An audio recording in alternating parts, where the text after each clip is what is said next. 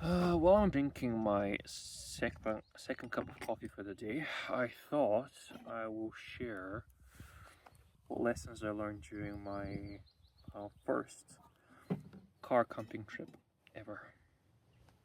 Lesson number one: bring a warm set of clothes. That is pretty obvious. Make sure you bring a hat, make sure you bring gloves, thick socks, and at least two sleeping bags for the night. It gets cold, and you've never done it before, you'll probably not know that it does get cold at night and even during the day. In the sun, warm, but when the clouds hit, you'll get cold. Make sure you bring warm set of clothes.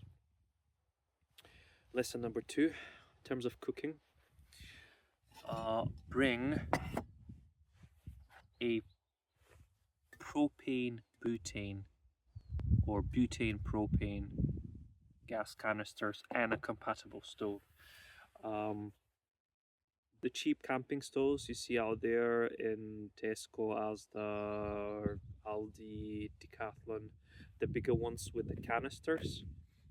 These canisters have butane only gas in them, and after 5 minutes of cooking in 5-10 degree temperature, the pressure in them drops significantly. The flame, even on the highest power, the flame is just not enough to cook, and your whatever you're cooking, it will basically be left uncooked. Simply put. So these ones, they do a lot better in lower temperatures and when cooking for longer. So definitely, it's an upgrade. These are double the price. So this canister is 450 ml, and it costs around £9, whereas a normal 450 butane gas canister would cost 450 ish, around £4. So these are more expensive, but definitely worth it. Another lesson learned. Now I brought this super portable backpacking stove. Uh, it is super lightweight, made of titanium, so super sturdy, but it's just not strong enough to cook on. It is basically designed for warming up water. So yeah, get a decent one, bigger one. I know the idea of it being super lightweight and super sturdy is super appealing to people, but as my mom always says, you're not gonna carry on your back. You're with a car, so just a few extra grams are not gonna make a difference for you. So yeah, definitely get one. This will still get the job done, but a lot slower. And trust me, when it's cloudy and it's windy and it's raining and you want your food to be ready in a split second, you want something more powerful that'll do the job. In terms of power, make sure if you bring a fridge, make sure you know how much energy it's using. Make sure your power pack or power bank you're bringing along with you, which I hope you will, because you will eventually run out of power. Make sure you know how much energy it uses and how long it'll last you, because you'll run out of battery and you need this planned in advance. I intentionally did not take my 12-volt fridge because I knew I would not my power bank would not recharge from my solar panel quick enough to support both my electric blanket in the night and the 12-volt fridge. So I left the 12-volt fridge at home and I just came out with an electric blanket, which conveniently brings me to the other lesson I learned. Bring an electric blanket. It's a lifesaver. It makes the nights cozier and you sleep a lot better, trust me. I've slept in a tent in the past and it gets cold at night. Sleeping in a car is relatively the same. Obviously, the elements will not affect you as much, but if it's cold outside, you'll get cold in the car. Cars are not very well insulated. So, yeah, get an electric blanket. Most of them, single ones, consume around 40 to 50 watts an hour. So, a power station with 500 watts of capacity will probably be enough for you. as long as you have a way of recharging it the next day. Oh, titanium pots and pans. I don't think there's actually any pans out there, but titanium pots. Not worth it. Not for a car camping trip. Again, lightweight, sturdy, but they do not distribute heat very well. They burn whatever's on the bottom, so they're not good for cooking. Only for heating up water. So, and they're expensive. I got a 450ml one and a 750ml one plus a titanium spork for £32, which was the cheapest on Amazon, and I do not recommend them. Just get something like a standard pot or something from home, or just a standard camping pot. These are designed for hikers and backpackers, not the best for car camping. Again, they'll do the job.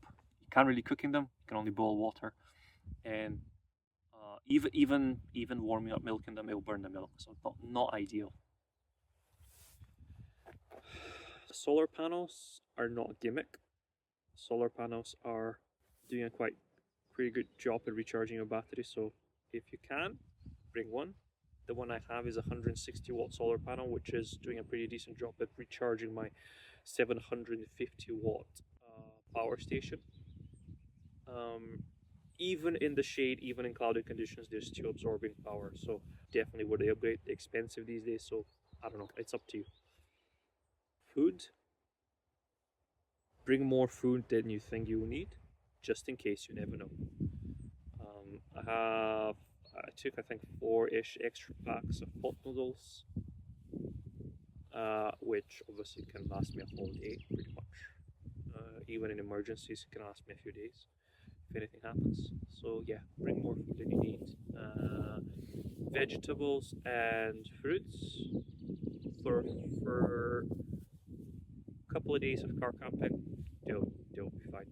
Anything longer than that, obviously you don't have a fridge, they're not going to last as long, so I don't know, wouldn't recommend that. Dehydrated meals, I did not bring any, other than the pot noodles, but you know, that doesn't really qualify as dehydrated meal. It does technically, but what I mean is one of those packs with like pasta like bolognese, or where, you know, meatballs or something, like you just pour hot water in them and they're good to go. I did not get a chance to bring any, so I don't know, but they do sound like a good idea. What else? Rubbish bags. Definitely bring rubbish bags. Mine is just down there. But yeah, take your rubbish home, and if you get a chance, just clean up around your campsite, whatever anyone left before you, or anything got blown by wind, or anything you see on the way. Just take it with you and put in the bin. It takes a few seconds, and you feel better because you've done a good deed for the environment and for the next person who stops at your stop. What else? Paper towels. Bring paper towels and wet tissues. These will come in handy when cleaning your pots, pans, and everything. Wiping surfaces. Definitely a good one to have. Bring a book. Download a movie. Because you might end up camping in a spot that doesn't have any 4G, 5G, no Wi-Fi. Which, in the short term, it is actually better for you, because it'll allow you to unplug, de-stress, and make you feel better. At least that's how I feel at the moment, because I've not really had any 4G Wi-Fi or anything. So I have to walk like 5 minutes to get some decent signal, which is an inconvenience. And I don't really need that more than a couple of times a day. So yeah, something to keep entertained. If you're doing a couples car camping trip, not sure if your car will be big enough. Obviously, maybe will be. Mine is it's a hatchback, so it's just big enough for one person. But just think about it. Like, preparation is essential for car camping. Curtains for the car. Either you can have like boards, like to cover your windows or something, but something for a bit of privacy, and insulate the car a little bit better. Water. Bring a lot of water. For the 3 days I've been here, I brought 18 liters of water, and I thought that's just an overkill. But I'm down to my last 5 liters, which should last me today, hopefully. So yeah, bring water. I do drink a lot of water, but even then, just you're not carrying on your back with a car, so the car will do all the heavy lifting. I can't really think of anything else at the moment. These are just off the top of my head. I hope you found them useful. Any questions, please drop me a message down below. Consider liking, subscribing, again, if you found any of that information useful. And I'll see you in the next video. Thanks for joining me.